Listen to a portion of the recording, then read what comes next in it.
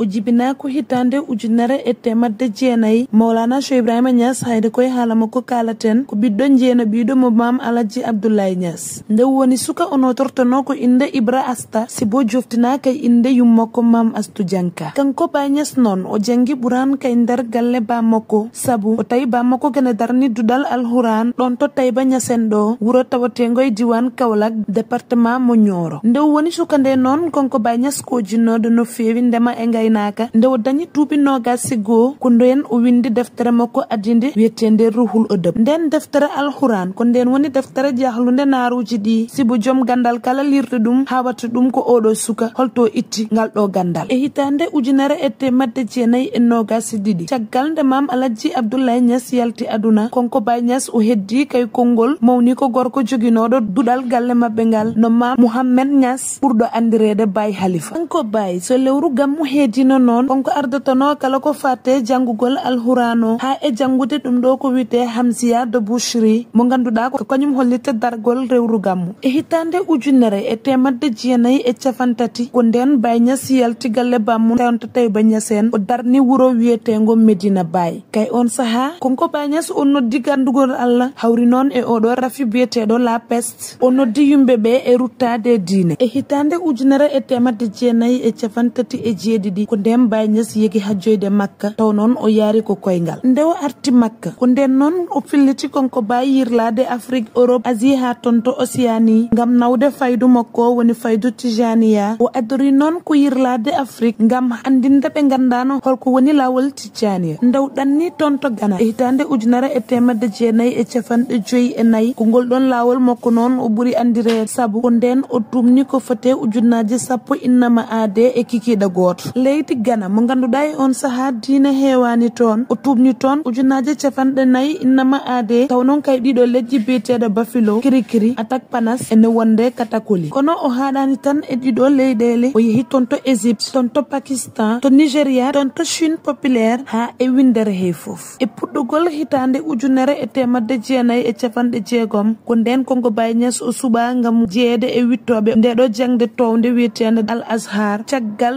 ndew toɗɗa secrétaire général adjoint mo Ligue mondial islamique mo ganduɗa ko tonto Makka woni o toɗɗama kadi vice président congrès mondial islamique mo ganduɗa séjo woni ko tonto Karachi tonto Pakistan ngal ɗon gandal e ɗannade e less windere he kala ngam nawde ton faydu Tijaniya ko ɗum addi inde Cheikh al Islam ñande nogas e jeegom lewru juillet hitande ujunere e temadde jeenayi e cafanɗe jeeɗiɗi joyi ko ñene mun ko gonko Maulana Cheikh Alaji Ibrahima Niass o suuɗi tonto Londres e oɗo hôpital biyeteɗo Saint Thomas tawma yaare duuɓi cafanɗe jeeɗiɗi e joyi duuɓi cafanɗe joyi caggal ndew sanki drapeau diine mo Baye Niass ñipno e nder windere he foof ene kontine jayade ɗo e Medina Baye